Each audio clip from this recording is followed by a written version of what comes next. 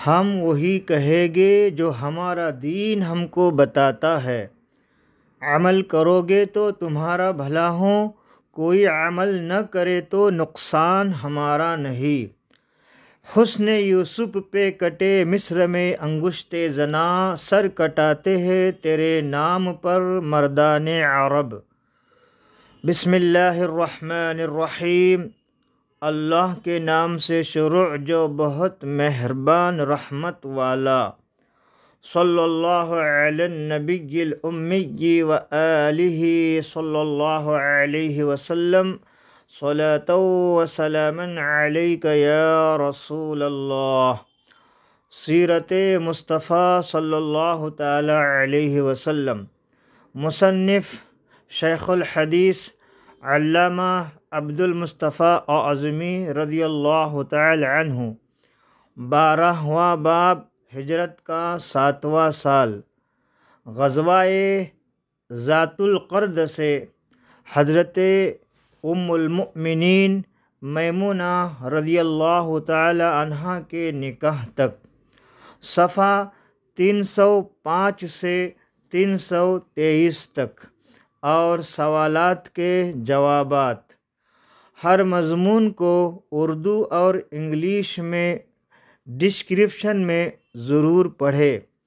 جس مضمون کو سننا ہے اسی مضمون کے آگے جو گھڑی کا نشان نظر آ رہا ہے، اس کے آگے جو وقت لکھا ہے اس پر کلک کرے، انشاءاللہ وہی عنوان سن سکیں گے۔ 12واں باب، ہجرت کا 7واں سال۔ غزوہ ذات القرد۔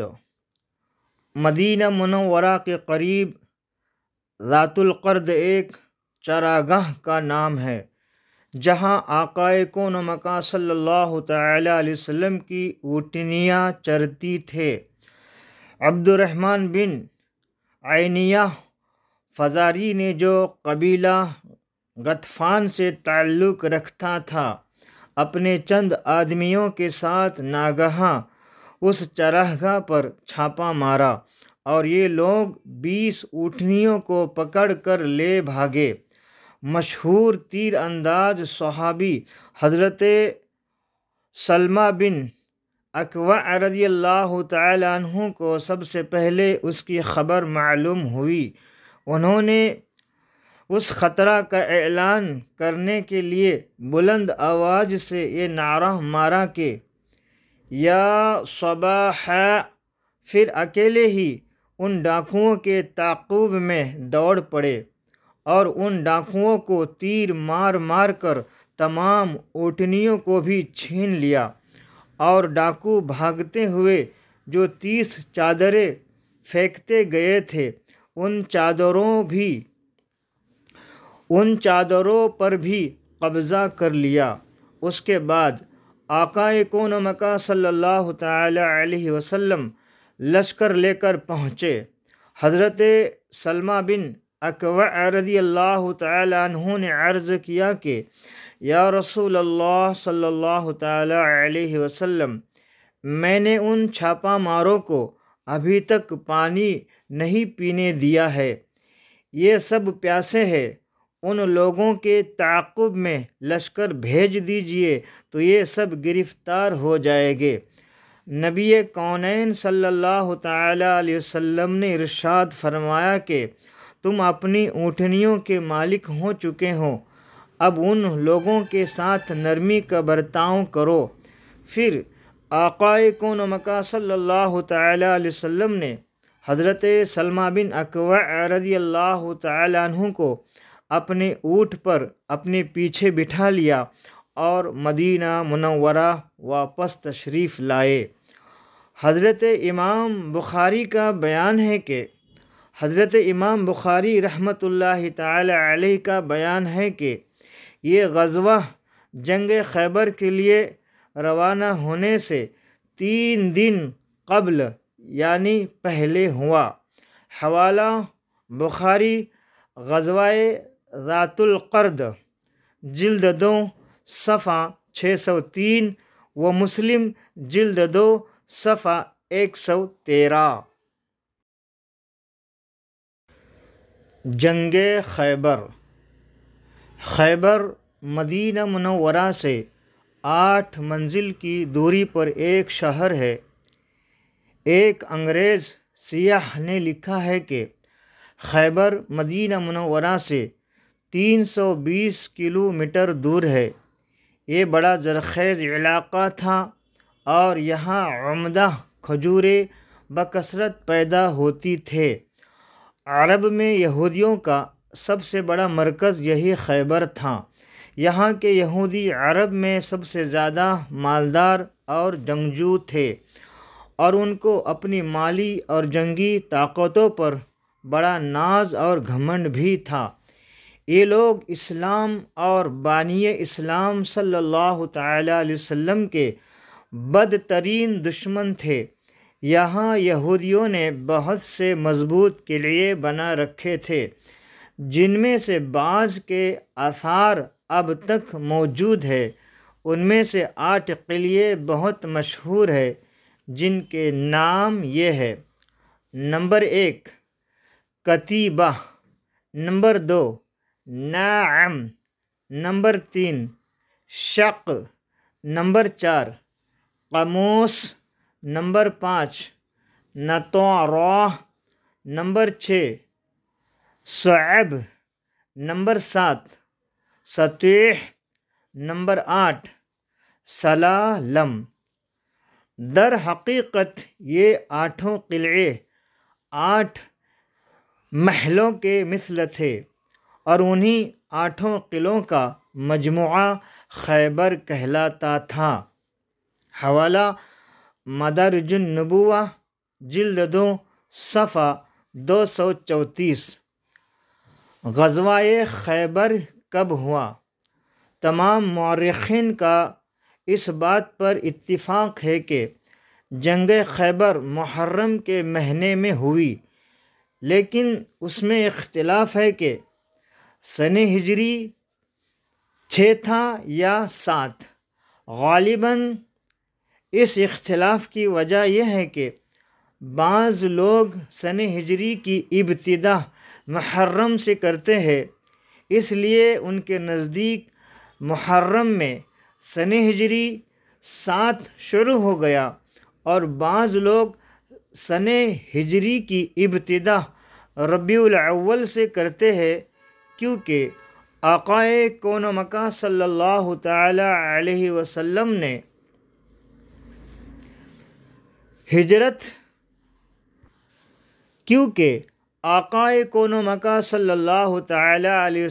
کی ہجرت ربیع الاول میں ہوئی، لہٰذا ان لوگوں کے نزدیک یہ محرم و صفر سن ہجری 6 کے تھے۔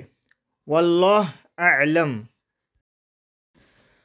جنگ خیبر کا سبب، یعنی جنگ خیبر کیوں ہوئی، یہ ہم پہلے لکھ چکے ہیں اور آپ سن چکے ہیں کہ جنگ خندق میں جن جن کفار عرب نے مدینہ منورہ پر حملہ کیا تھا، ان میں خیبر کے یہودی بھی تھے، بلکہ در حقیقت وہی اس حملہ کے بانی اور سب سے بڑے محرک تھے۔ چنانچہ بنو نذیر کے یہودی جب مدینہ منورہ سے جلا وطن کیے گئے تو یہودیوں کے جو رؤساء یعنی رئیس لوگ جو خیبر چلے گئے تھے، ان میں سے حیی بن اخطب اور ابو رافع سلام بن ابی الحقیق نے تو مکہ جا کر کفار قریش کو مدینہ منورہ پر حملہ کرنے کے لیے ابھارا اور تمام قبائل کا دورہ کر کے کفار عرب کو جوش دلا کر اتنا بھڑکایا اور حملہ آوروں کی مالی امداد کے لیے پانی کی طرح روپیہ بہایا، اور خیبر کے تمام یہودیوں کو ساتھ لے کر یہودیوں کے یہ دونوں سردار حملہ کرنے والوں میں شامل رہے۔ حیی بن اخطب تو جنگ قریظہ میں قتل ہو گیا، اور ابو رافع سلام بن ابی الحقیق کو سنہ ہجری 6 میں حضرت عبداللہ بن عتیق انصاری رضی اللہ تعالی عنہ نے اس کے محل میں داخل ہو کر قتل کر دیا۔ لیکن ان سب واقعات کے بعد بھی خیبر کے یہودی بیٹھے نہیں رہے، بلکہ اور زیادہ انتقام کی آگ ان کے سینوں میں بھڑکنے لگی۔ چنانچہ یہ لوگ مدینہ منورہ پر پھر ایک دوسرا حملہ کرنے کی تیاریاں کرنے لگے، اور اس مقصد کے لیے قبیلہ غطفان کو بھی آمادہ کر لیا، یعنی تیار کر لیا۔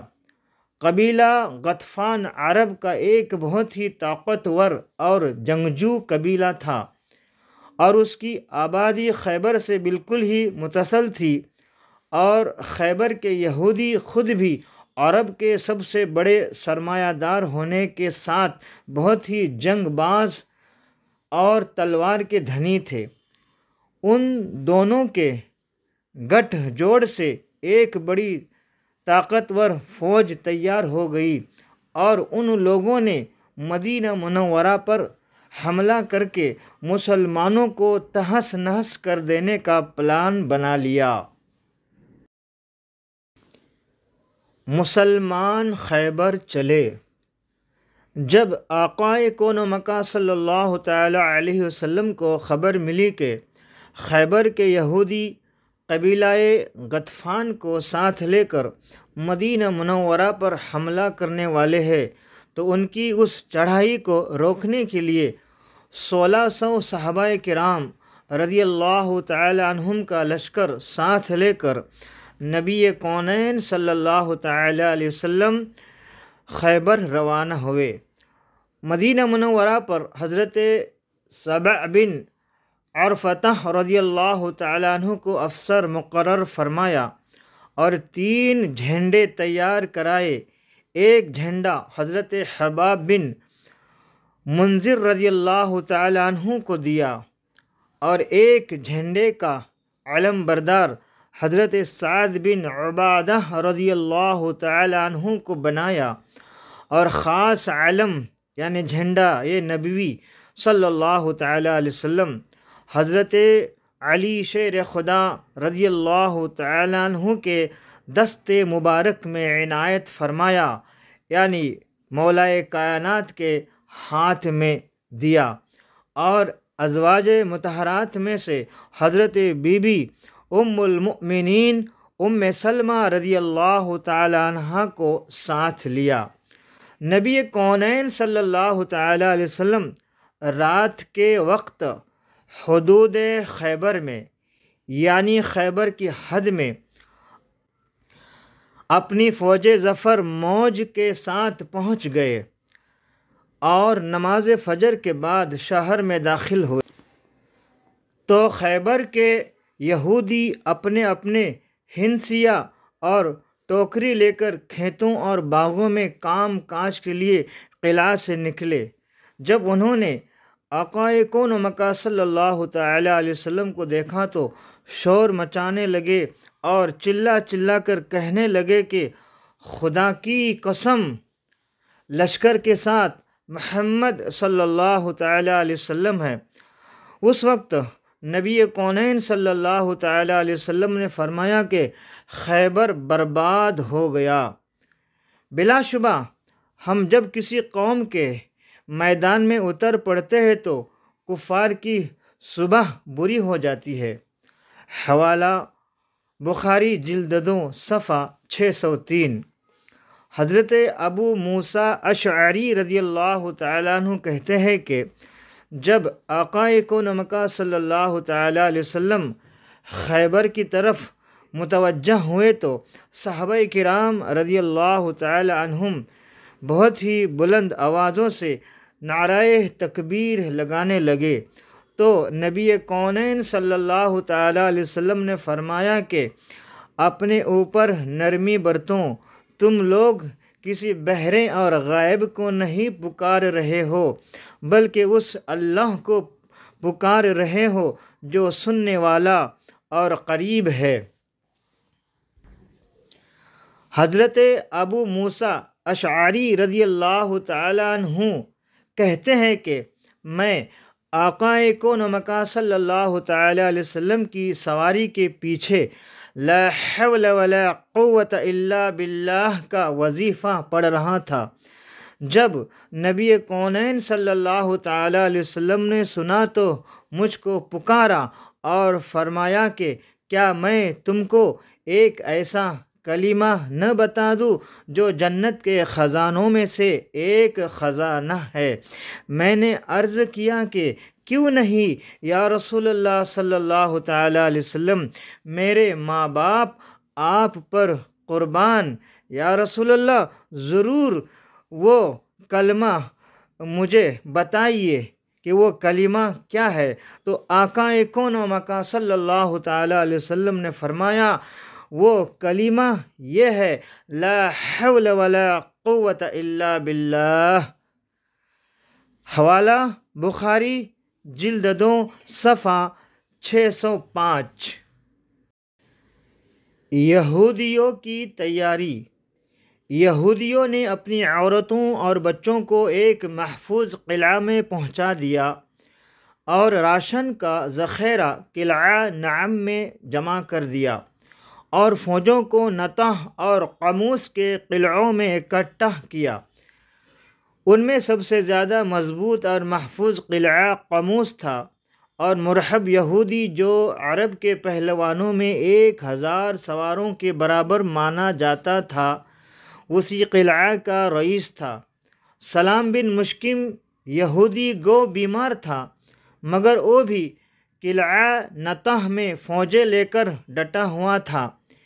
یہودیوں کے پاس تقریباً 20,000 فوج تھی جو مختلف قلعوں کی حفاظت کے لیے مورچہ بندی کیے ہوئے تھے۔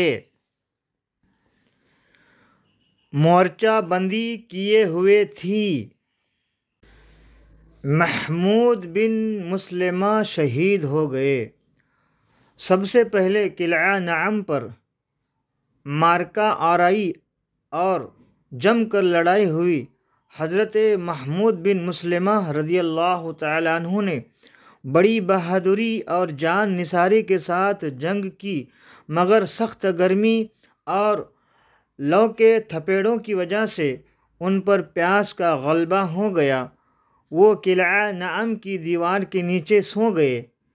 کنانہ بن ابی الحقیق یہودی نے ان کو دیکھ لیا اور چھت سے ایک بہت بڑا پتھر ان کے اوپر گرا دیا جس سے ان کا سر کچل گیا اور وہ شہید ہو گئے۔ اس قلعہ کو فتح کرنے میں 50 مسلمان زخمی ہو گئے لیکن قلعہ فتح ہو گیا۔ اسود رعی کی شہادت۔ حضرت اسود رعی رضی اللہ تعالیٰ عنہ اسی قلعہ کی جنگ میں شہادت سے سرفراز ہوئے۔ ان کا واقعہ یہ ہے کہ یہ ایک حبشی تھے جو خیبر کے کسی یہودی کی بکریاں چرایا کرتے تھے۔ جب یہودی جنگ کی تیاریاں کرنے لگے تو انہوں نے پوچھا کہ آخر تم لوگ کس سے جنگ کے لیے تیاریاں کر رہے ہوں؟ یہودیوں نے کہا کہ آج ہم اس شخص سے جنگ کریں گے جو نبوت کا دعویٰ کرتا ہے۔ یہ سن کر ان کے دل میں آقا کون و مکان صلی اللہ تعالیٰ علیہ وسلم کی ملاقات کا جذبہ پیدا ہوا، چنانچہ یہ بکریاں لیے ہوئے بارگاہ رسالت صلی اللہ تعالیٰ علیہ وسلم میں حاضر ہو گئے اور نبی کونین صلی اللہ تعالیٰ علیہ وسلم سے دریافت کیا کہ آپ کس چیز کی دعوت دیتے ہیں؟ نبی کونین صلی اللہ تعالیٰ علیہ وسلم نے ان کے سامنے اسلام پیش کیا۔ انہوں نے عرض کیا کہ اگر میں مسلمان ہو جاؤں تو مجھے خداوند تعالیٰ کی طرف سے کیا اجر و ثواب ملے گا؟ نبی کونین صلی اللہ تعالیٰ علیہ وسلم نے ارشاد فرمایا کہ تم کو جنت اور اس کی نعمتیں ملے گی۔ انہوں نے فوراً ہی کلمہ پڑھ کر اسلام قبول کر لیا۔ پھر عرض کیا کہ یا رسول اللہ صلی اللہ تعالیٰ علیہ وسلم، یہ بکریاں میرے پاس امانت ہے، اب میں ان کو کیا کروں؟ نبی کونین صلی اللہ تعالیٰ علیہ وسلم نے فرمایا کہ تم بکریوں کو قلعہ کی طرف ہانک دو اور ان کو کنکریوں سے مارو، یہ سب خود بخود اپنے مالک کے گھر پہنچ جائے گی۔ چنانچہ یہ آقا کون و مکان صلی اللہ تعالیٰ علیہ وسلم کا معجزہ تھا کہ انہوں نے بکریوں کو کنکریاں مار کر ہانک دیا اور وہ سب اپنے مالک کے گھر پہنچ گئے۔ آقا کون و مکان صلی اللہ تعالیٰ علیہ وسلم جو فرماتے ہیں وہ ہو کر رہتا ہے۔ اعلیٰ حضرت مجدد و دین و ملت، کنز الکرامت، جبل استقامت، امام احمد رضا خان قادری بریلوی رضی اللہ تعالی عنہ فرماتے ہیں، او زباں جس کو سب کن کی کنجی کہے، اس کی نافذ حکومت پہ لاکھوں سلام۔ اس کے بعد یہ خوش نصیب حبشی ہتھیار پہن کر مجاہدین اسلام کی صف میں کھڑا ہو گیا اور انتہائی جوش و خروش کے ساتھ جہاد کرتے ہوئے شہید ہو گیا۔ جب آقا کون و مکان صلی اللہ تعالیٰ علیہ وسلم کو اس کی خبر ہوئی تو فرمایا، عامل قلیلا او اجر کثیرا، یعنی اس شخص نے بہت ہی کم عمل کیا اور بہت زیادہ اجر دیا گیا۔ پھر نبی کونین صلی اللہ تعالیٰ علیہ وسلم نے ان کی لاش کو خیمے میں لانے کا حکم دیا اور ان کی لاش کے سرہانے کھڑے ہو کر نبی کونین صلی اللہ تعالیٰ علیہ وسلم نے یہ بشارت سنائی کہ اللہ تعالیٰ نے اس کے کالے چہرہ کو حسین بنا دیا، اس کے بدن کو خوشبودار بنا دیا اور 2 حوریں اس کو جنت میں ملے۔ اس شخص نے ایمان اور جہاد کے سوا دوسرا عمل خیر نہیں کیا، نہ ایک وقت کی نماز پڑھی، نہ ایک روزہ رکھا، نہ حج و زکوٰۃ کا موقع ملا، مگر ایمان اور جہاد کے سبب سے اللہ تعالیٰ نے اس کو اتنا بلند مرتبہ عطا فرمایا۔ حوالہ مدارج النبوہ جلد 2 صفحہ 240۔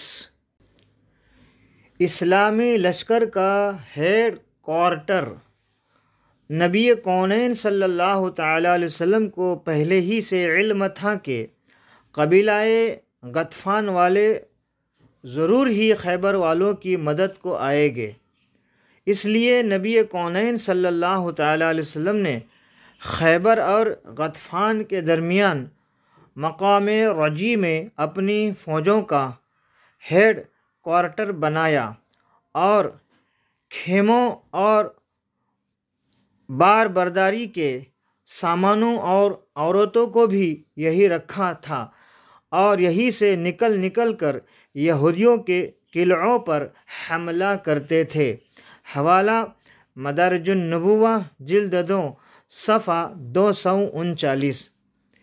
قلعہ نعم کے بعد دوسرے قلعے بھی بآسانی اور بہت جلد فتح ہو گئے، لیکن قلعہ قموس چونکہ بہت ہی مضبوط اور محفوظ قلعہ تھا اور یہاں یہودیوں کی فوجیں بھی بہت زیادہ تھے اور یہودیوں کا سب سے بڑا بہادر مرحب خود اس قلعہ کی حفاظت کر رہا تھا، اس لیے اس قلعہ کو فتح کرنے میں بڑی دشواری ہوئی۔ کئی روز تک یہ مہم سر نہ ہو سکی، یعنی قلعہ فتح نہ ہو سکا۔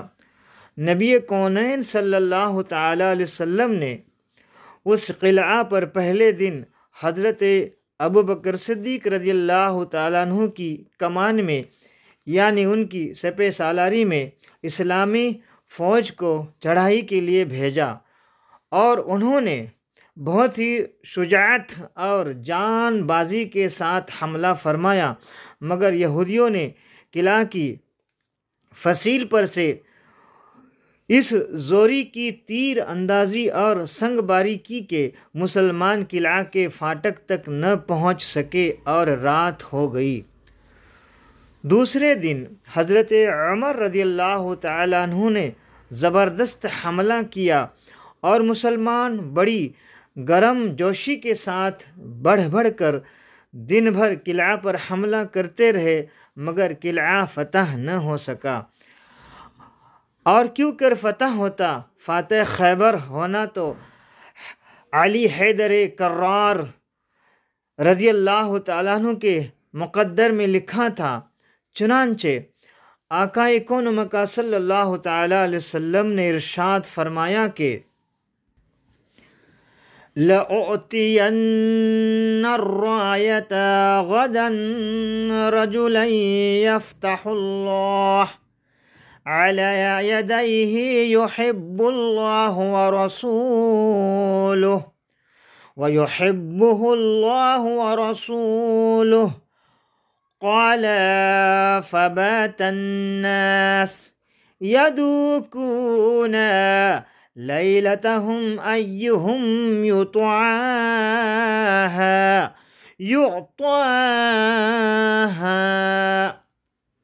حوالہ بخاری جلد 2 صفحہ 605، غزوہ خیبر۔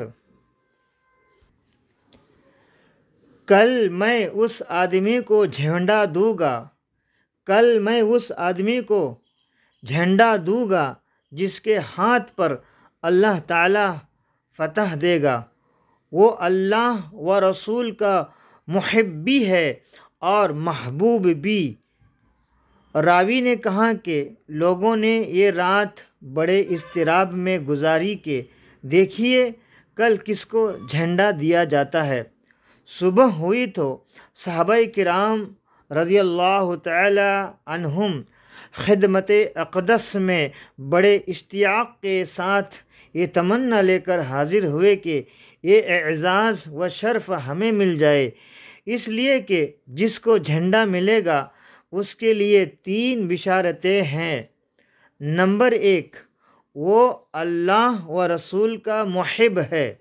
نمبر 2، وہ اللہ و رسول کا محبوب ہے۔ نمبر 3، خیبر اس کے ہاتھ سے فتح ہوگا۔ جل جلالہ وصلی اللہ تعالی علیہ وسلم ورضی اللہ تعالی عنہ۔ حضرت عمر رضی اللہ تعالی عنہ کا بیان ہے کہ اس روز مجھے بڑی تمنا تھی کہ کاش آج مجھے جھنڈا عنایت ہوتا۔ وہ یہ بھی فرماتے ہیں کہ اس موقع کے سوا مجھے کبھی بھی فوج کی سرداری اور افسری کی تمنا نہ تھی۔ حضرت سعد رضی اللہ تعالیٰ عنہ کے بیان سے معلوم ہوتا ہے کہ دوسرے صحابہ کرام رضی اللہ تعالیٰ عنہم بھی اس نعمت عظمیٰ کے لیے ترس رہے تھے۔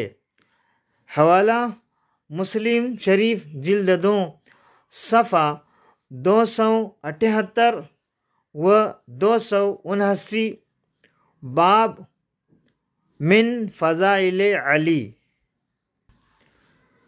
لیکن صبح کو اچانک یہ صدا لوگوں کے کان میں آئی کہ علی کہاں ہے؟ لوگوں نے عرض کیا کہ ان کی آنکھوں میں آشوب ہے۔ نبی کونین صلی اللہ تعالیٰ علیہ وسلم نے قاصد بھیج کر ان کو بلایا، ان کی دکھتی ہوئی آنکھوں میں اپنا لعب دہن لگا دیا اور دعا فرمائی تو فوراً ہی انہیں ایسی شفا حاصل ہو گئی کہ گویا انہیں کوئی تکلیف تھی ہی نہیں۔ جس سے پائی مریضوں نے کامل شفا، وہ ہے میرے نبی کا لعب دہن صلی اللہ تعالی علیہ وسلم۔ پھر تاجدار دو عالم صلی اللہ تعالی علیہ وسلم نے اپنے دست مبارک سے یعنی اپنے ہاتھ مبارک سے عالم نبوی یعنی جھنڈائے نبوی صلی اللہ تعالیٰ علیہ وسلم جو حضرت ام المؤمنین بی بی عائشہ صدیقہ رضی اللہ تعالیٰ عنہ کی سیاہ یعنی کالے رنگ کی چادر سے تیار کیا گیا تھا، حضرت علی شیر خدا رضی اللہ تعالیٰ عنہ کے ہاتھ میں عطا فرمایا۔ حوالہ زرقانی جلد 2 صفحہ 222۔ اور ارشاد فرمایا کہ تم بڑے سکون کے ساتھ جاؤ اور ان یہودیوں کو اسلام کی دعوت دو اور بتاؤ کہ مسلمان ہو جانے کے بعد تم پر فلاں فلاں اللہ کے حقوق واجب ہے۔ خدا کی قسم، اگر ایک آدمی نے بھی تمہاری بدولت اسلام قبول کر لیا تو یہ دولت تمہارے لیے سرخ اونٹوں سے بھی زیادہ بہتر ہے۔ حوالہ بخاری جلد 2 صفحہ 605۔ غزوہ خیبر۔ مسلمان ہو جانے کے بعد تم پر فلاں فلاں اللہ کے حقوق واجب ہے۔ اعلی حضرت مجدد و دین و ملت کنز الکرامت جبل استقامت امام احمد رضا رضی اللہ تعالیٰ عنہ فرماتے، شیر شمشیر زن شاہ خیبر شکن، شیر شمشیر زن شاہ خیبر شکن، پرتوے دست قدرت پہ لاکھوں سلام، پرتوے دست قدرت پہ لاکھوں سلام۔ اور مجدد و دین و ملت امام احمد رضا رضی اللہ تعالیٰ عنہ فرماتے ہیں، بہر تسلیم علی میدان میں، بہر تسلیم علی میدان میں، سر جھکے رہتے ہیں تلواروں کے، سر جھکے رہتے ہیں تلواروں کے۔ حضرت علی شیر خدا رضی اللہ تعالیٰ عنہ اور مرحب کی جنگ۔ حضرت علی شیر خدا نے قلعہ قموس کے پاس پہنچ کر یہودیوں کو اسلام کی دعوت دی، لیکن انہوں نے اس دعوت کا جواب اینٹ اور پتھر اور تیر و تلوار سے دیا، اور قلعہ کا رئیس اعظم مرحب خود بڑے تنتنانے کے ساتھ نکلا، سر پر یمنی زرد رنگ کا ڈاہ باندھے ہوئے اور اس کے اوپر پتھر کا خود پہنے ہوئے، رجز کا یہ شعر پڑھتے ہوئے حملہ کے لیے آگے بڑھا۔ قد علمت خیبر انی مرحب، شاک السلاح بطل مجرب۔ خیبر خوب جانتا ہے کہ میں مرحب ہوں، اسلحہ پوش ہوں، بہت ہی بہادر اور تجربہ کار ہوں۔ حضرت علی شیر خدا نے اس کے جواب میں رجز کا یہ شعر پڑھا، انا الذی سمتنی امی حیدرہ، کلیثی غبات کریہ المنظرہ۔ میں وہ ہوں کہ میری ماں نے میرا نام حیدر شیر رکھا ہے، میں کچھار کے شیر کی طرح ہیبت ناک ہوں۔ مرحب نے بڑے تمطراق کے ساتھ آگے بڑھ کر حضرت شیر خدا پر اپنی تلوار سے وار کیا، مگر مولا کائنات رضی اللہ تعالیٰ عنہ نے ایسا پیطرہ بدلا کہ مرحب کا وار کھالی گیا۔ پھر مولا کائنات رضی اللہ تعالیٰ عنہ نے بڑھ کر اس کے سر پر اس زور کی تلوار ماری کہ ایک ہی ضرب سے خود کٹا، مغفر کٹا، اور ذوالفقار حیدری سر کو کاٹتی ہوئی دانتوں تک اتر آئی، اور تلوار کی مار کا تڑکا کہ فوج تک پہنچا، اور مرحب زمین پر گر کر ڈھیر ہو گیا۔ حوالہ مسلم جلد 2 صفحہ 115 و صفحہ 278۔ مرحب کی لاش کو زمین پر تڑپتے ہوئے دیکھ کر اس کی تمام فوج حضرت شیر خدا رضی اللہ تعالی عنہ پر ٹوٹ پڑی، لیکن ذوالفقار حیدری بجلی کی طرح چمک چمک کر گرتی تھی، جس سے صفوں کی صفیں الٹ گئے اور یہودیوں کے مایہ ناز بہادر مرحب، حارث، اسیر، عامر وغیرہ کٹ گئے۔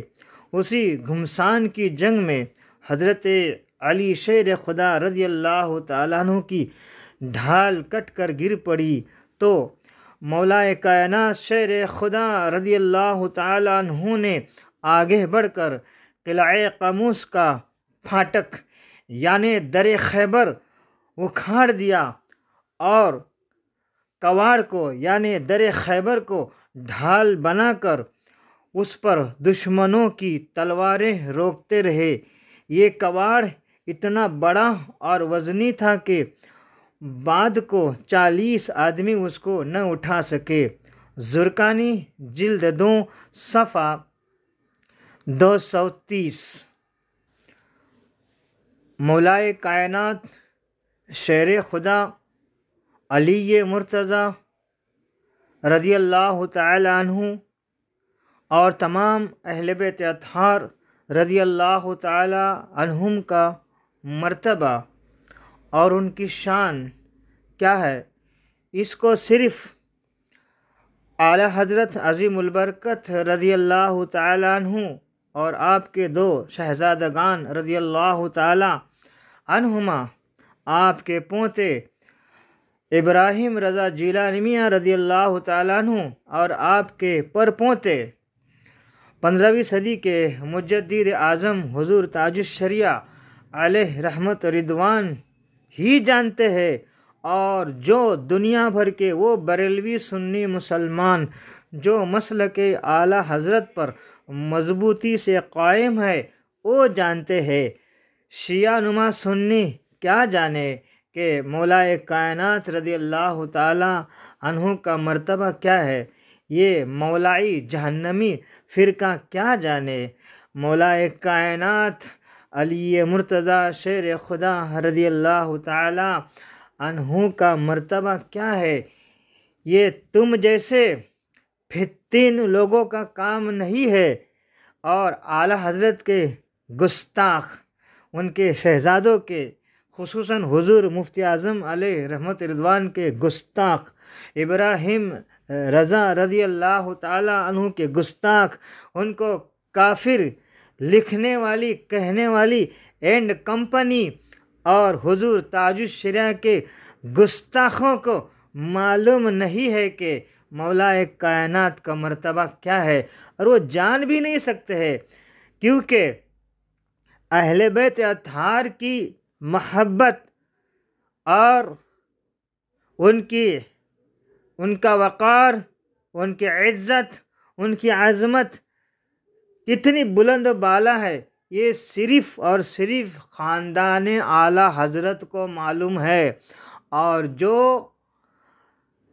مسلک اعلیٰ حضرت پر جو مومنین اور مومنات قائم ہیں ان کو معلوم ہے۔ ان کے سوا ان فتنوں بازوں کو، ان اولیاء کرام کے گستاخوں کو کچھ بھی معلوم نہیں ہے، یہ کیا جانے اہل بیت کیا ہے۔ آپ کو معلوم ہے کہ اہل بیت اطہار کے جو 12 امام ہیں تو ان 12 اماموں کے نام خاندان اعلیٰ حضرت میں ہی ملیں گے۔ حضرت فاطمہ الزہرا خاتون جنت رضی اللہ تعالی عنہا کا نام یہ زیادہ سے زیادہ خاندان اعلیٰ حضرت میں ہی ملے گا۔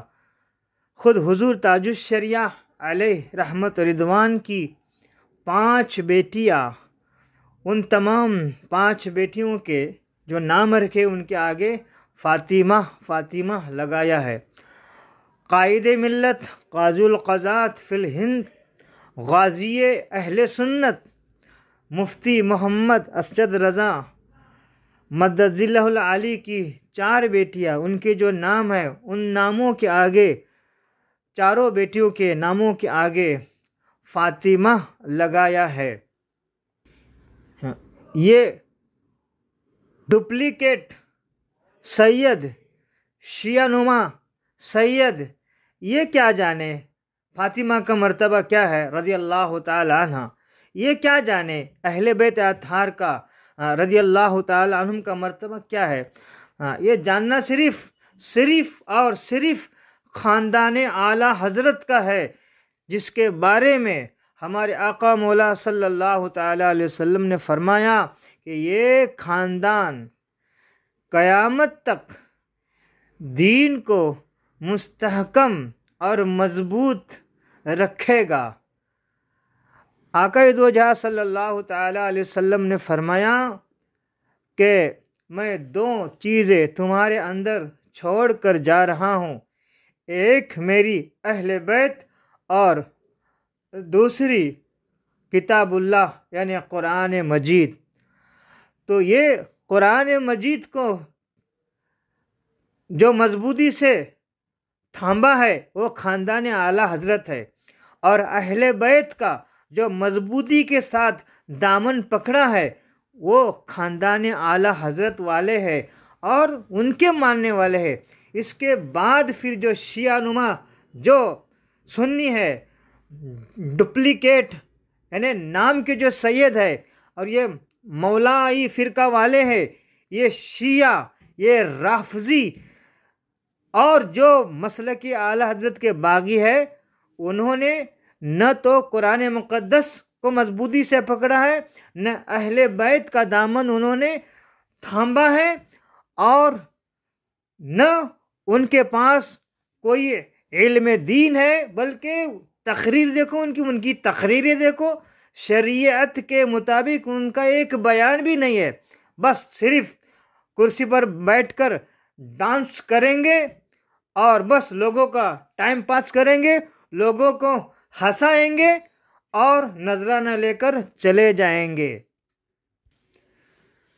جنگ جاری تھی کہ حضرت علی شیر خدا رضی اللہ تعالی عنہ نے کمال شجاعت کے ساتھ لڑتے ہوئے خیبر کو فتح کر لیا، اور حضرت صادق الوعد صلی اللہ تعالی علیہ وسلم کا فرمان صداقت کا نشان بن کر فضاؤں میں لہرانے لگا کہ کل میں اس آدمی کو جھنڈا دوں گا جس کے ہاتھ پر اللہ تعالی فتح دے گا۔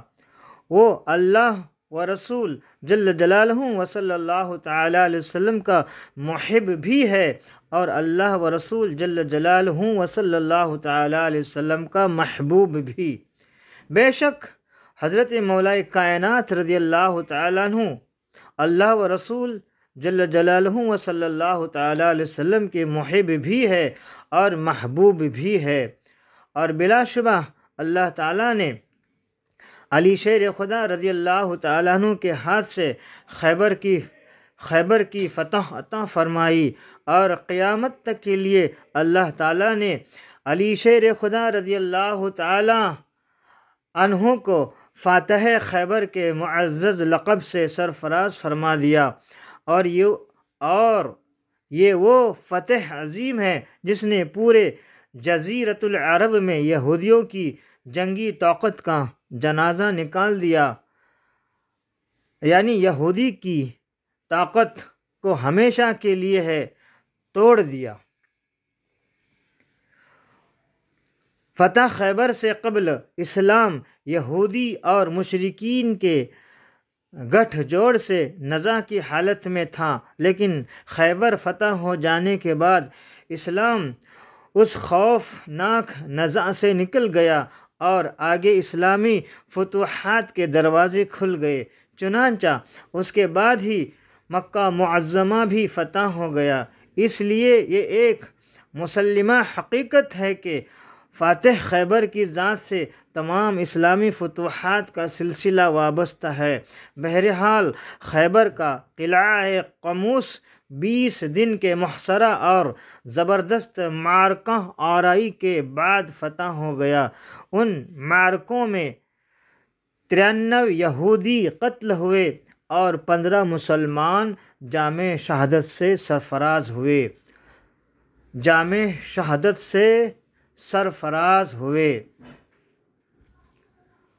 اور 15 مسلمان جامع شہادت سے سیراب ہوئے۔ حوالہ زرقانی جلد 2 صفحہ 228۔ خیبر کا انتظام۔ فتح کے بعد خیبر کی زمین پر مسلمانوں کا قبضہ ہو گیا اور آقائے کائنات صلی اللہ تعالیٰ علیہ وسلم نے ارادہ فرمایا کہ بنو نذیر کی طرح اہل خیبر کو بھی جلا وطن کر دے، لیکن یہودیوں نے یہ درخواست کی کہ ہم کو خیبر سے نہ نکالا جائے اور زمین ہمارے ہی قبضہ میں رہنے دی جائے، ہم یہاں کی پیداوار کا آدھا حصہ آپ کو دیتے رہیں گے۔ آقائے کائنات صلی اللہ تعالیٰ علیہ وسلم نے ان کی یہ درخواست منظور فرمائی۔ چنانچہ جب کھجوریں پک جاتی اور غلہ تیار ہو جاتا تو نبی کونین صلی اللہ تعالیٰ علیہ وسلم حضرت عبداللہ بن رواحہ رضی اللہ تعالیٰ عنہ کو خیبر بھیج دیتے۔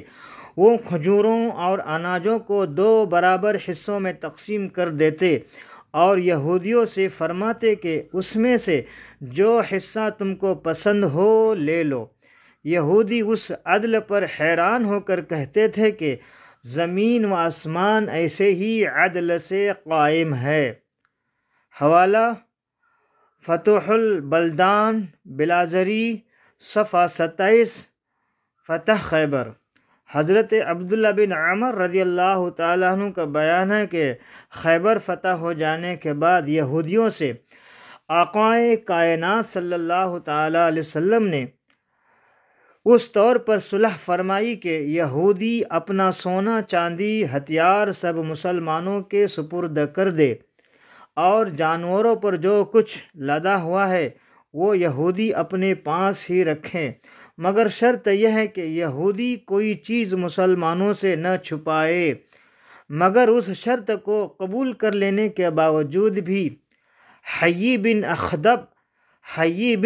اخطب کا وہ چرمی تھیلا یہودیوں نے غائب کر دیا جس میں بنو نذیر سے جلا وطنی کے وقت وہ سونا چاندی بھر کر لایا تھا۔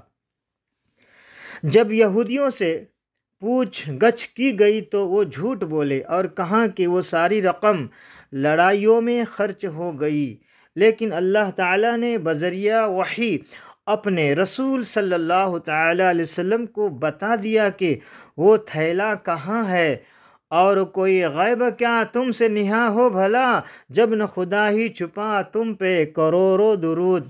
چنانچہ مسلمانوں نے اس تھیلے کو برآمد کر لیا۔ اس کے بعد چونکہ کنانہ بن ابی الحقیق نے حضرت محمود بن مسلمہ رضی اللہ تعالیٰ عنہ کو چھت سے پتھر گرا کر قتل کر دیا تھا، اس لیے آقائے کائنات صلی اللہ تعالیٰ علیہ وسلم نے اس کو قصاص میں قتل کرا دیا اور اس کی عورتوں کو قیدی بنا لیا۔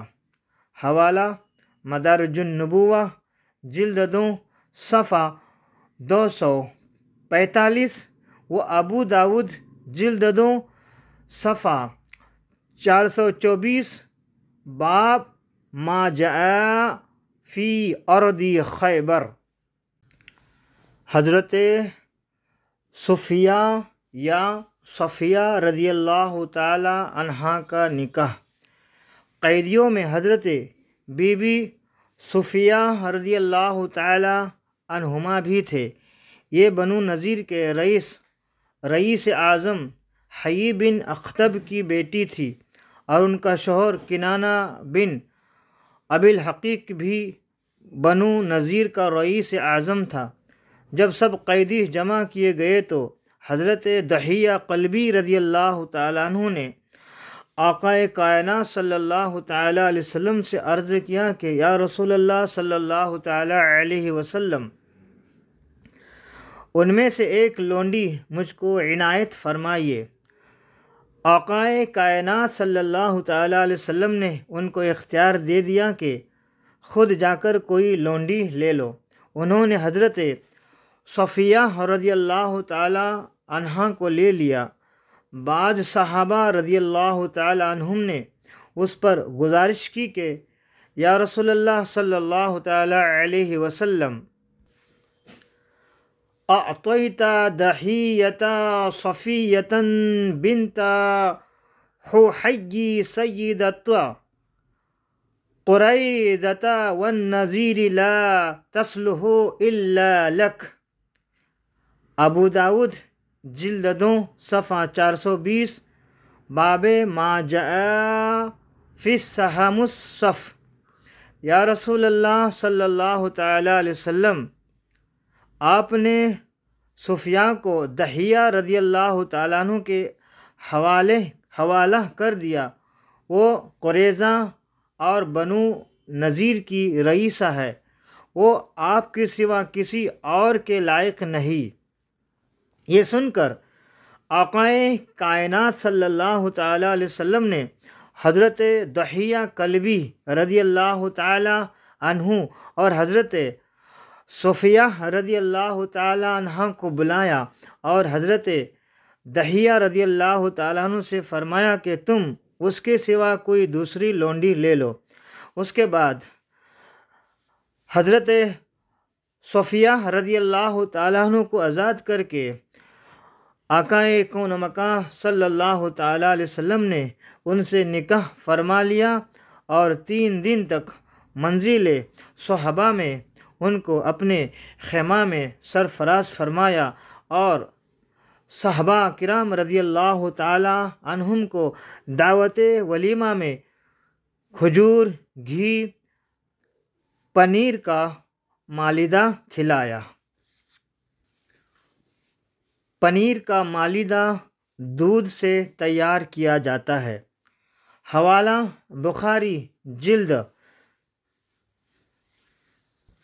1 صفحہ 298، باب حل یسا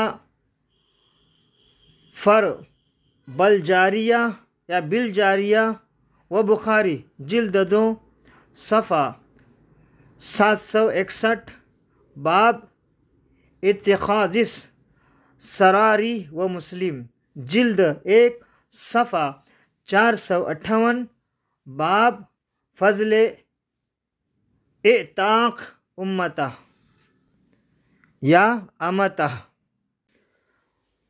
آقائے کائنات صلی اللہ تعالیٰ علیہ وسلم کو زہر دیا گیا۔ فتح کے بعد چند روز آقائے کائنات صلی اللہ تعالیٰ علیہ وسلم خیبر میں ٹھہرے۔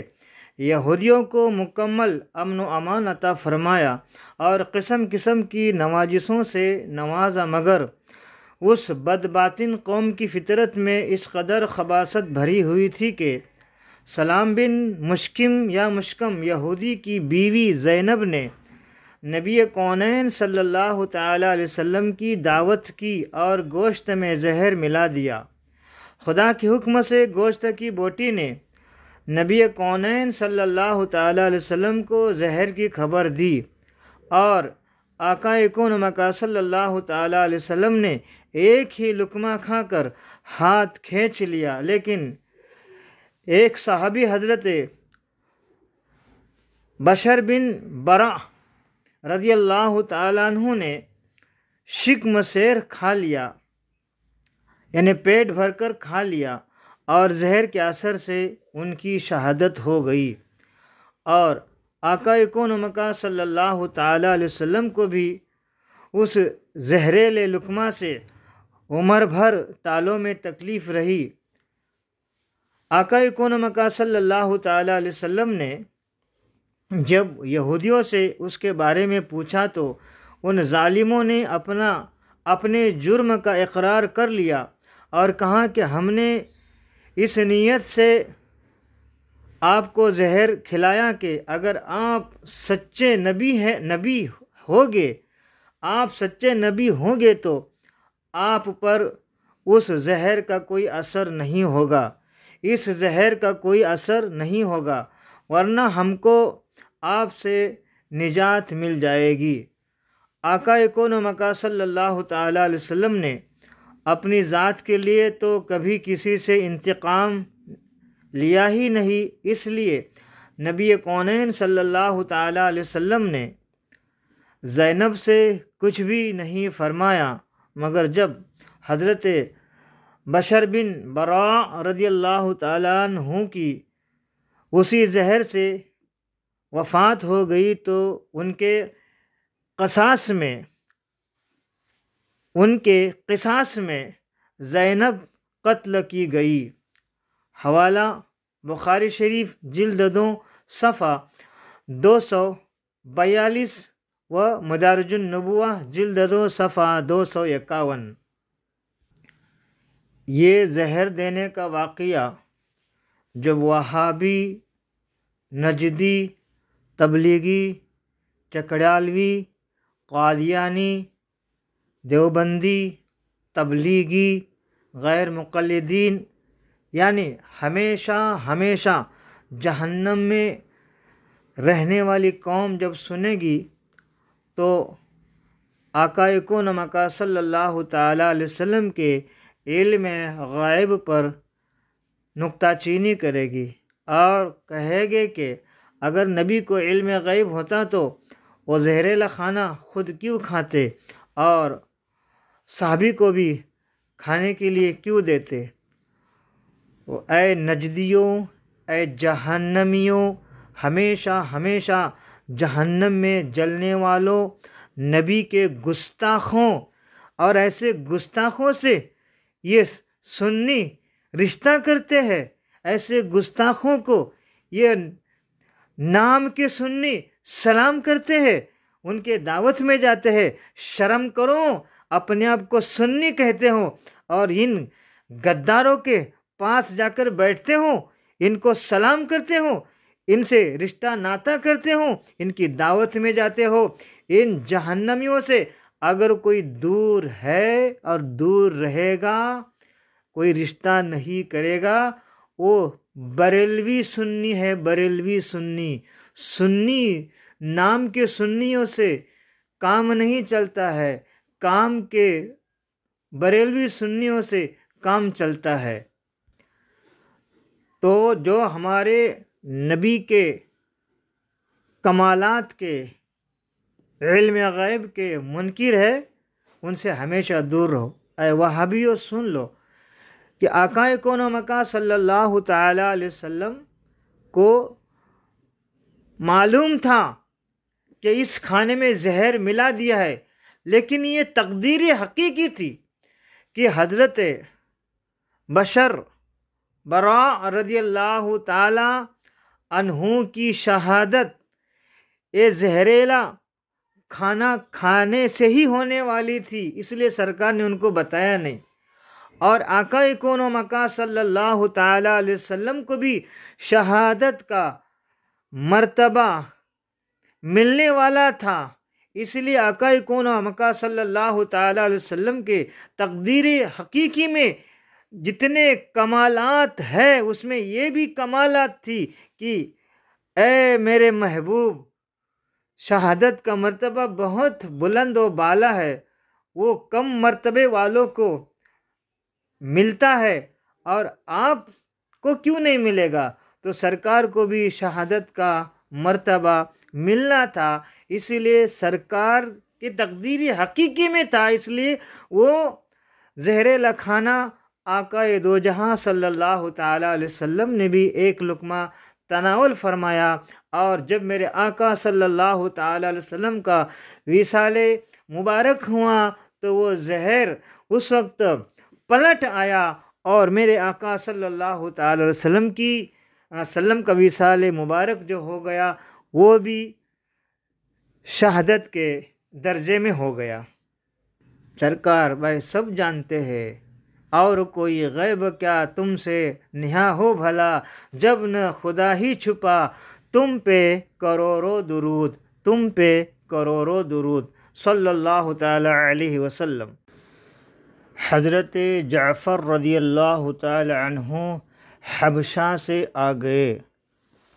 آقائے کائنات صلی اللہ تعالی علیہ وسلم فتح خیبر سے فارغ ہوئے ہی تھے کہ مہاجرین حبشہ میں سے حضرت جعفر رضی اللہ تعالیٰ عنہ جو حضرت علی شیر خدا رضی اللہ تعالیٰ عنہ کے بھائی تھے اور مکہ معظمہ سے ہجرت کر کے حبشہ چلے گئے تھے، وہ اپنے ساتھیوں کے ساتھ حبشہ سے آ گئے۔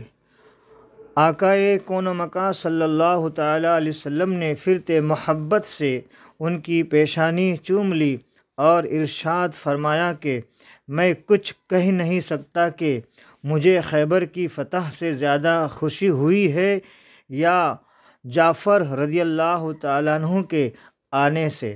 حوالہ زرقانی جلد 2 صفحہ 246۔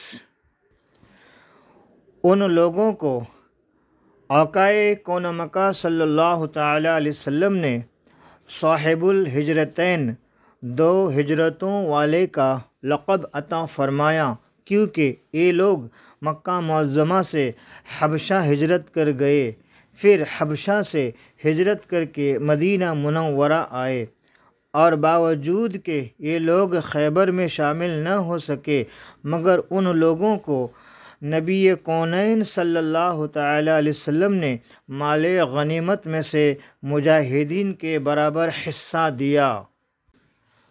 خیبر میں اعلان مسائل۔ جنگ خیبر کے موقع پر مندرجہ ذیل فقہی مسائل کی آقائے کون و مکان صلی اللہ تعالیٰ علیہ وسلم نے تبلیغ فرمائی۔ نمبر 1، پنجہ دار پرندوں کو حرام فرمایا۔ نمبر 2، تمام درندہ جانوروں کی حرمت کا اعلان فرما دیا۔ نمبر 3، گدھا اور کھچر حرام کر دیا گیا۔ نمبر 4، چاندی سونے کی خرید و فروخت میں کمی بیشی کے ساتھ خریدنے اور بیچنے کو حرام فرمایا، اور حکم دیا کہ چاندی کو چاندی کے بدلے اور سونے کو سونے کے بدلے برابر بیچنا ضروری ہے۔ اگر کمی بیشی ہوگی تو وہ سود ہوگا جو حرام ہے۔ نمبر 5، اب تک یہ حکم تھا کہ لونڈیوں سے ہاتھ آتے ہی صحبت کرنا جائز تھا، لیکن اب استبراء ضروری قرار دے دیا گیا، یعنی اگر وہ حاملہ ہو تو بچہ پیدا ہونے تک، ورنہ 1 مہینہ ان سے صحبت جائز نہیں۔ عورتوں سے متع کرنا بھی اسی غزوہ میں حرام کر دیا گیا۔ حوالہ زرقانی جلد 2 صفحہ 233 تا صفحہ 238۔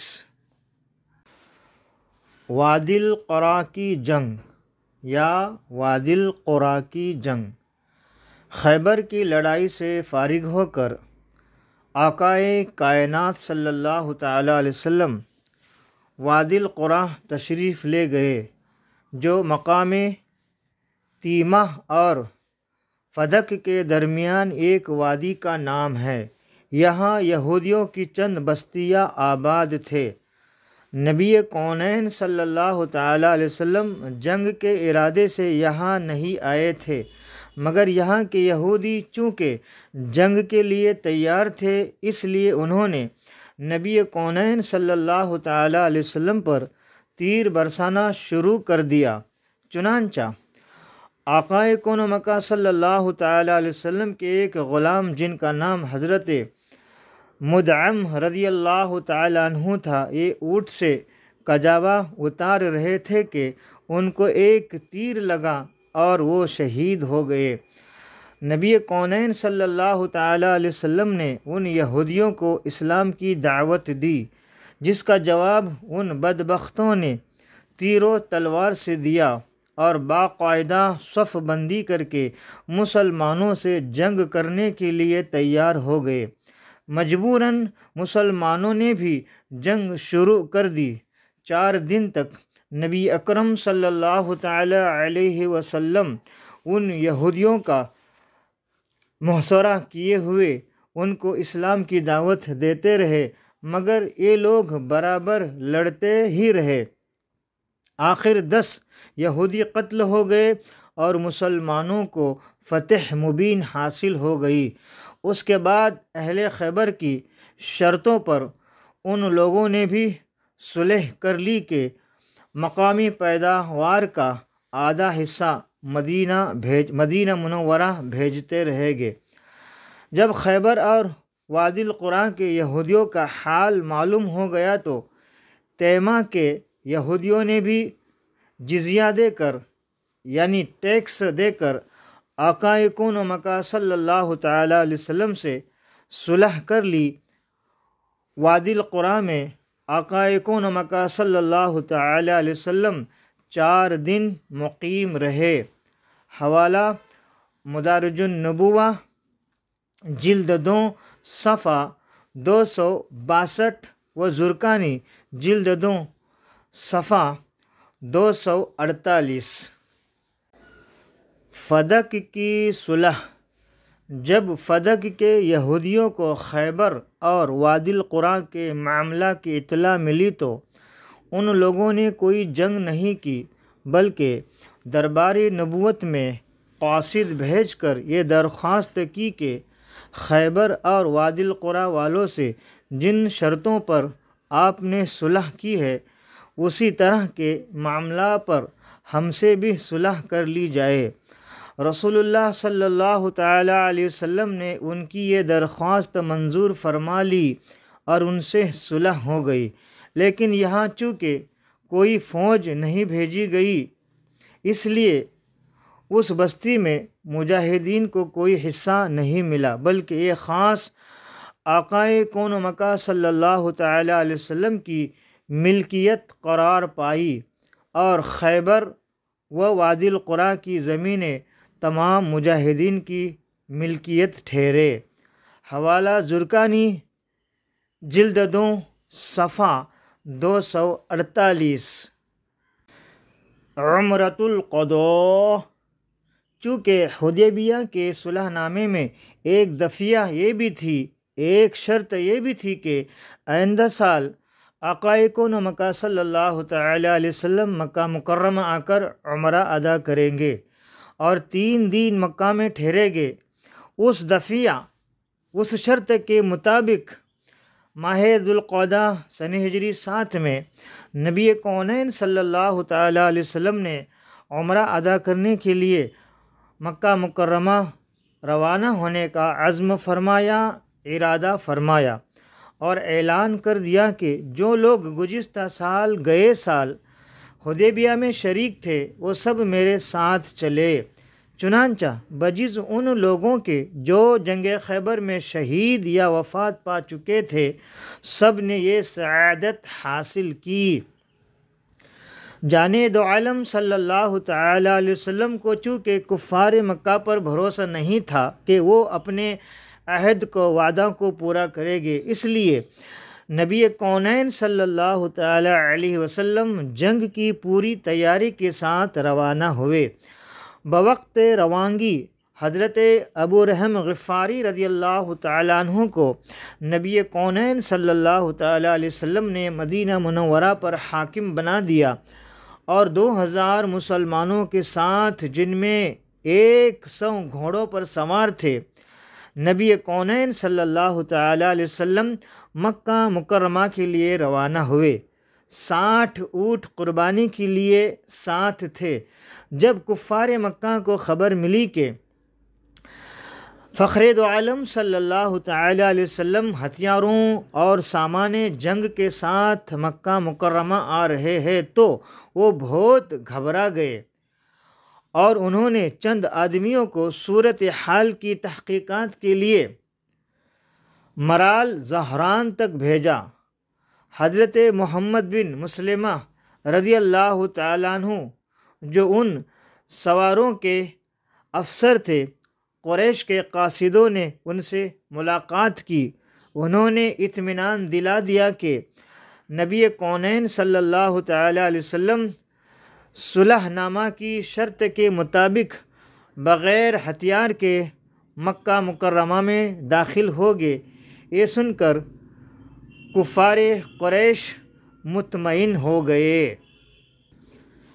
چنانچہ آقائے کون مکہ صلی اللہ تعالی علیہ وسلم مقام یاجج میں پہنچے جو مکہ معظمہ سے 8 میل دور ہے، تو تمام ہتھیاروں کو اس جگہ رکھ دیا اور حضرت بشیر بن سعد رضی اللہ تعالیٰ عنہ کی ماتحتی میں چند صحابہ کرام رضی اللہ تعالیٰ عنہم کو ان ہتھیاروں کی حفاظت کے لیے متعین فرما دیا، مقرر فرما دیا، اور اپنے ساتھ ایک تلوار کے سوا کوئی ہتھیار نہیں رکھا، اور صحابہ کرام رضی اللہ تعالی عنہم کے مجمع کے ساتھ لبیک پڑھتے ہوئے حرم کی طرف بڑھے۔ جب مکہ معظمہ میں داخل ہونے لگے تو درباری نبوت کے شاعر حضرت عبداللہ بن رواحہ رضی اللہ تعالیٰ عنہ اونٹ کی مہار تھامے ہوئے آگے آگے رجس کے یہ اشعار جوش و خروش کے ساتھ بلند آواز سے پڑھتے جاتے تھے کہ خلوا بنی الکفار عن سبیلہ اليوم ندربکم علی تنزیلہ، اے کافروں کے بیٹوں سامنے سے ہٹ جاؤ، آج جو تم نے اترنے سے روکا تو ہم تلوار چلائیں گے۔ ضرب یزیل الہام عن مقیلہ ویذہل الخلیل عن خلیلہ، ہم تلوار کا ایسا وار کریں گے جو سر کو اس کی خوابگاہ سے الگ کر دے اور دوست کی یاد اس کے دوست کے دل سے بھلا دے۔ حضرت عمر رضی اللہ تعالیٰ عنہ نے ٹوکا اور کہا کہ اے عبداللہ بن رواحہ رضی اللہ تعالیٰ عنہ، رسول اللہ صلی اللہ تعالیٰ علیہ وسلم کے آگے آگے اور اللہ تعالیٰ کے حرم میں تم اشعار پڑھتے ہوں تو نبی کونین صلی اللہ تعالیٰ علیہ وسلم نے فرمایا کہ اے عمر رضی اللہ تعالیٰ عنہ، ان کو چھوڑ دو، یہ اشعار کفار کے حق میں تیروں سے بھی بڑھ کر ہے۔ حوالہ شمائل ترمذی صفحہ نمبر 17 و زرقانی جلد 2 صفحہ 255 تا صفحہ 257۔ جب رسول اکرم صلی اللہ تعالی علیہ وسلم خاص حرم کعبہ میں داخل ہوئے تو کچھ کفار قریش مارے جلن کے اس منظر کی تاب نہ لا سکے اور پہاڑوں پر چلے گئے، مگر کچھ کفار اپنے دارالندوہ کمیٹی گھر کے پاس کھڑے آنکھیں پھاڑ پھاڑ کر بادائے توحید و رسالت کے مست ہونے والے مسلمانوں کے طواف کا نظارہ کرنے لگے اور آپس میں کہنے لگے کہ یہ مسلمان بھلا کیا طواف کریں گے، ان کو تو بھوک اور مدینہ کے بخار نے کچل کر رکھ دیا ہے۔ نبی کونین صلی اللہ تعالی علیہ وسلم نے مسجد حرام میں پہنچ کر اجتباع کر لیا، یعنی چادر کو اس طرح اوڑھ لیا کہ آپ کا داہنا شانہ اور بازو کھل گیا، اور آقا کون مکہ صلی اللہ تعالی علیہ وسلم نے فرمایا کہ خدا اس پر اپنے رحمت نازل فرمائے جو ان کفار کے سامنے اپنی قوت کا اظہار کرے۔ پھر نبی کونین صلی اللہ تعالی علیہ وسلم نے اپنے اصحاب رضی اللہ تعالی عنہم کے ساتھ شروع کے 3 پھیروں میں شانوں کو ہلا ہلا کر اور خوب اکڑتے ہوئے چل کر طواف کیا، اس کو عربی میں رمل کہتے ہیں۔ چنانچہ یہ سنت آج تک باقی ہے اور قیامت تک باقی رہے گی کہ ہر طواف کعبہ کرنے والا شروع طواف کے 3 پھیروں میں رمل کرتا ہے۔ حوالہ بخاری جلد 1 صفحہ 218 باب کیف کان بدأ رمل۔ حضرت حمزہ رضی اللہ تعالیٰ عنہ کی صاحبزادی بیٹی۔ 3 دن کے بعد کفار مکہ کے چند سردار حضرت علی شیر خدا رضی اللہ تعالیٰ عنہ کے پاس آئے اور کہا کہ شرط پوری ہو چکی، اب آپ لوگ مکہ سے نکل جائے۔ حضرت علی رضی اللہ تعالیٰ عنہ نے بارگاہ نبوت میں کفار کا پیغام سنایا تو نبی کونین صلی اللہ تعالیٰ علیہ وسلم اسی وقت مکہ مکرمہ سے روانہ ہو گئے۔ چلتے وقت حضرت حمزہ رضی اللہ تعالیٰ عنہ کی ایک چھوٹی صاحبزادی بیٹی جن کا نام امامہ تھا، نبی کونین صلی اللہ تعالیٰ علیہ وسلم کو چچا چچا کہتی ہوئی دوڑی آئے۔ نبی کونین صلی اللہ تعالیٰ علیہ وسلم کے چچا حضرت حمزہ رضی اللہ تعالیٰ عنہ جنگ احد میں شہید ہو چکے تھے۔ ان کی یہ یتیم چھوٹی بچی مکہ معظمہ میں رہ گئی تھے۔ جس وقت یہ بچی آپ کو پکارتی ہوئی دوڑی آئی تو نبی کونین صلی اللہ تعالیٰ علیہ وسلم کو اپنے شہید چچا جان کی اس یادگار کو دیکھ کر پیار آ گیا۔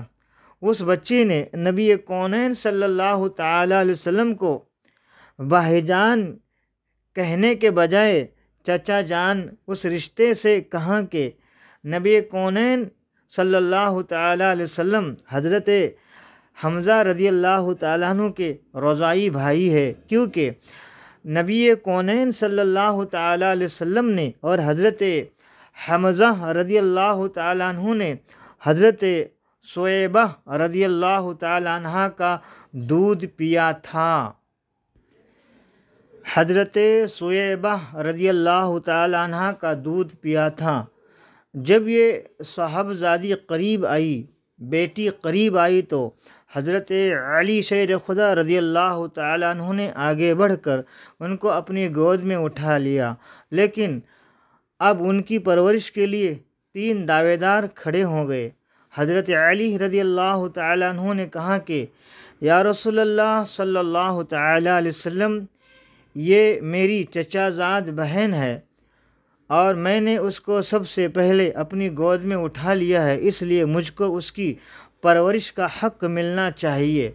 حضرت جعفر رضی اللہ تعالیٰ عنہ نے یہ گزارش کی کہ یا رسول اللہ صلی اللہ تعالیٰ علیہ وسلم، یہ میری چچا زاد بہن بھی ہے اور اس کی خالہ میری بیوی ہے، اس لیے اس کی پرورش کا میں حقدار ہوں۔ حضرت زید بن حارثہ رضی اللہ تعالیٰ عنہ نے عرض کیا کہ یا رسول اللہ صلی اللہ تعالیٰ علیہ وسلم، یہ میرے دینی بھائی حضرت حمزہ رضی اللہ تعالیٰ عنہ کی لڑکی ہے، اس لیے میں اس کی پرورش کروں گا۔ تینوں صاحبوں کا بیان سن کر فخر دو عالم صلی اللہ تعالیٰ علیہ وسلم نے یہ فیصلہ فرمایا کہ خالہ ماں کے برابر ہوتی ہے، لہٰذا یہ لڑکی حضرت جعفر رضی اللہ تعالیٰ عنہ کی پرورش میں رہے گی۔ پھر تینوں صاحبوں کی دلداری و دلجوئی کرتے ہوئے رحمت دو عالم صلی اللہ تعالیٰ علیہ وسلم نے ارشاد فرمایا کہ اے علی، تم مجھ سے ہو اور میں تم سے ہوں۔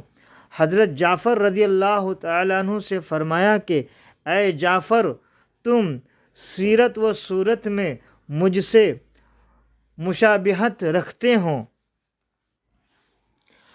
اور حضرت زید بن حارثہ رضی اللہ تعالیٰ عنہ سے فرمایا کہ اے زید، تم میرے بھائی اور میرے مولا آزاد کردہ غلام ہو۔ آزاد کردہ غلام ہوں۔ حوالہ بخاری جلد 2 صفحہ 610 عمرۃ القضاء۔ حضرت ام المؤمنین میمونہ رضی اللہ تعالی عنہا کا نکاح۔ اسی عمرۃ القضاء کے سفر میں آقائے کون مکہ صلی اللہ تعالی علیہ وسلم نے حضرت بی بی میمونہ رضی اللہ تعالی عنہا سے نکاح فرمایا۔ یہ آقائے کون مکہ صلی اللہ تعالی علیہ وسلم کی چچی ام الفضل زوجہ حضرت عباس رضی اللہ تعالی عنہما کی بہن تھے۔ عمرۃ القضاء سے واپسی میں جب نبی کونین صلی اللہ تعالی علیہ وسلم مقام صرف میں پہنچے تو ان کو اپنے خیمہ میں رکھ کر اپنی صحبت سے سرفراز فرمایا، اور عجیب اتفاق کہ اس موقع سے 44 برس کے بعد اسی مقام صرف میں حضرت بی بی میمونہ رضی اللہ تعالی عنہا کا وصال ہوا، اور ان کی قبر شریف بھی اسی مقام میں ہے۔ صحیح قول یہی ہے کہ ان کی وفات وصال کا سال سن ہجری 51 ہے۔ مفصل بیان انشاءاللہ تعالی ازواج مطہرات رضی اللہ تعالیٰ عنہ کے بیان میں آئے گا، اور انشاءاللہ تمام بریلوی سنی سننے کے شرف سے مالا مال ہو جائے گے۔ سوالات و جوابات 12واں باب۔ سوال نمبر 1، ذات القرد کسے کہتے ہیں اور کہاں واقع ہے، اور غزوہ ذات القرد کب اور کیسے پیش آیا؟ جواب نمبر 1، ذات القرد ایک چراگاہ کا نام ہے جہاں آقا کون مکہ صلی اللہ تعالی علیہ وسلم کی اونٹنیاں چرتی تھی، اور یہ جگہ مدینہ منورہ کے قریب ہے۔ عبد الرحمن بن عینیہ فرازی نے چند آدمیوں کے ساتھ اس چراگاہ پر چھاپا مارا، اس لیے سن ہجری 7 میں ذات القرد غزوہ پیش آیا۔ سوال نمبر 2، غزوہ خیبر کب ہوا اور اس کے کیا اسباب تھے؟ جواب نمبر 2، غزوہ خیبر سن ہجری 6 یا سن ہجری 7 میں پیش آیا، جس کی پوری تفصیل اس فقیر سگے رضا نے بیان کی ہے۔ حیی بن اخطب و ابو رافع سلام بن ابی الحقیق یہودیوں کے ماننے والے یہودیوں نے مدینہ منورہ کی دوسری بار حملہ کرنے کی تیاری کی، اس کے سبب جنگ خیبر ہوئی۔ سوال نمبر 3، قلعہ قموس کا محافظ کون تھا؟ اس قلعہ کو فتح کرنے کے لیے آقا کون مکہ صلی اللہ تعالی علیہ وسلم نے کن کن نامور صحابہ رضی اللہ تعالی عنہم کو بھیجا، اور بالآخر کس صحابی کے ہاتھ یہ قلعہ فتح ہوا؟ جواب نمبر 3، قلعہ قموس کا محافظ مرہب یہودی تھا، اور اس قلعہ کو فتح کرنے کے لیے پہلے دن حضرت ابوبکر صدیق رضی اللہ تعالی عنہ کو لشکر لے کر بھیج دیا، لیکن پہلے دن یہ قلعہ فتح نہیں ہوا۔ دوسرے دن حضرت عمر فاروق اعظم رضی اللہ تعالیٰ عنہ کو لشکر لے کر قلعہ قموس فتح کرنے کے لیے بھیجا، لیکن ان کے ہاتھ پر بھی قلعہ قموس فتح نہ ہوا۔ پھر تیسرے دن مولائے کائنات شیر خدا علی مرتضیٰ رضی اللہ تعالیٰ عنہ کے ہاتھ یہ قلعہ قموس فتح ہوا۔ سوال نمبر 4، لَأُعْطِيَنَّ الرَّایَةَ غَدًا رَجُلًا يَفْتَحُ اللَّهُ عَلَى يَدَيْهِ، اس فرمان مصطفیٰ صلی اللہ تعالیٰ علیہ وسلم سے اہل سنت و جماعت کا آج کے دور میں دوسرا نام مسلک اعلیٰ حضرت ہے۔ مسلک اعلیٰ حضرت کا کون سا عقیدہ ثابت ہو رہا ہے، اور یہ فرمان مصطفیٰ صلی اللہ تعالیٰ علیہ وسلم حدیث کی کون سی کتاب میں مذکور ہے؟ جواب نمبر 4، اہل سنت و جماعت یعنی مسلک اعلیٰ حضرت کا یہ عقیدہ ثابت ہوا کہ اللہ تعالیٰ نے اپنی عطا سے اپنے پیارے حبیب صلی اللہ تعالیٰ علیہ وسلم کو علم غیب عطا فرمایا ہے، اور کوئی غیب کیا تم سے نہا ہو بھلا، جب نہ خدا ہی چھپا تم پہ کروڑوں درود۔ اور یہ حدیث مبارکہ بخاری شریف جلد 2 صفحہ 605 میں موجود ہے۔ سوال نمبر 5، آقائے کون مکہ صلی اللہ تعالیٰ علیہ وسلم نے جنگ خیبر کے واقعہ پر کون سے فقہی مسائل کی تبلیغ فرمائی؟ جواب نمبر 5،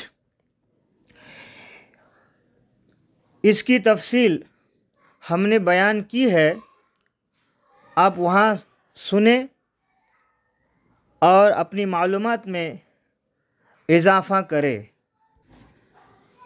سوال نمبر 6، دنیائے عرب کی 3 عظیم شخصیتیں یعنی حضرت عمرو بن العاص، حضرت عثمان بن طلحہ اور اللہ کی تلوار حضرت خالد بن ولید رضی اللہ تعالی عنہم نے کب اور کہاں اسلام قبول کیا؟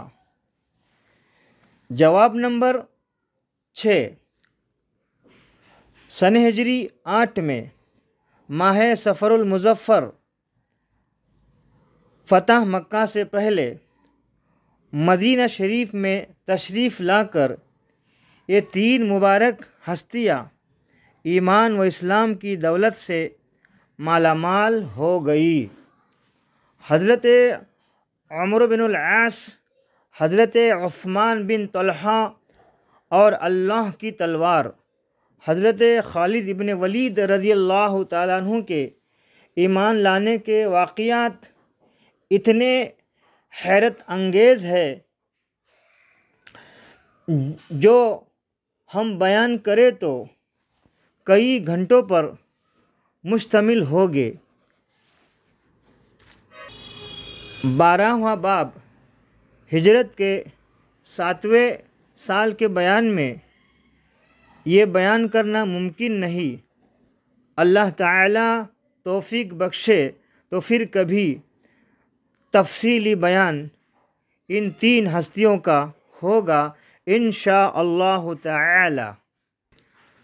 سوال نمبر 7، حضرت علی شیر خدا رضی اللہ تعالیٰ عنہ کی ڈھال ٹوٹی تو آپ نے کس چیز کو ڈھال کے طور پر استعمال کیا؟ جواب نمبر 6، در خیبر کو ڈھال کے طور پر استعمال کیا اور دشمنوں کے وار کو روکا۔ بعد میں در خیبر کو 40 آدمی نہ اٹھا سکے۔ در خیبر کا جو سوال بیان کیا یہ سوال نمبر 7 تھا، منہ سے 6 نکلا۔ سوال نمبر 8، جنگ خیبر میں صحابہ رضی اللہ تعالیٰ عنہم کتنے تھے اور یہودی کتنے ہزار تھے؟ جواب نمبر 8، صحابہ 1600 تھے اور یہودی 20,000 تھے۔ سوال نمبر 9، جنگ خیبر کے موقع پر جس عورت نے آقا کون مکہ صلی اللہ تعالی علیہ وسلم کو زہر دیا اس کا کیا نام تھا؟ جواب: اس عورت کا نام زینب تھا، یہ یہودی عورت تھی جس کو قتل کیا گیا۔ سوال نمبر 10، حضرت امیر حمزہ رضی اللہ تعالی عنہ آقائے کون مکہ صلی اللہ تعالی علیہ وسلم کے چچا تو ہی تھے، مگر حضرت امیر حمزہ رضی اللہ تعالی عنہ آقائے کون مکہ صلی اللہ تعالی علیہ وسلم کے رضاعی بھائی کیسے ہوئے؟ جواب نمبر 10، آقائے کون مکہ صلی اللہ تعالی علیہ وسلم نے اور حضرت امیر حمزہ رضی اللہ تعالی عنہ نے سویبہ رضی اللہ تعالی عنہ کا دودھ پیا تھا، اسی رشتے کی وجہ سے آقائے کائنات صلی اللہ تعالی علیہ وسلم اور حضرت امیر حمزہ رضی اللہ تعالی عنہ رضاعی بھائی ہوئے۔ سوال نمبر 11، عمرۃ القضاء کے موقع پر مقام شرف میں کس خاتون سے آقائے کون مکہ صلی اللہ تعالی علیہ وسلم نے نکاح کیا اور 44 سال کے بعد اسی مقام شرف میں ان کا انتقال وصال ہوا اور اسی مقام پر دفن ہوئے؟ اس خاتون کا نام بتائیے۔ جواب نمبر 11، وہ حضرت ام المؤمنین میمونہ رضی اللہ تعالی عنہا ہے۔ سوال نمبر 12، حضرت اسود رعی رضی اللہ تعالی عنہ ایک وقت نماز پڑھنے کا بھی انہیں موقع نہیں ملا، پھر ان کا چہرہ چمکدار کیسے ہوا؟ جنت کی بشارت اور جنت میں 2 حوریں ان کو ملے گی، آقائے کون مکہ صلی اللہ تعالی علیہ وسلم نے ان کو خوشخبری سنائی۔ جواب نمبر 12، ایمان و جہاد کی وجہ سے، ایمان و جہاد کے وجہ سے۔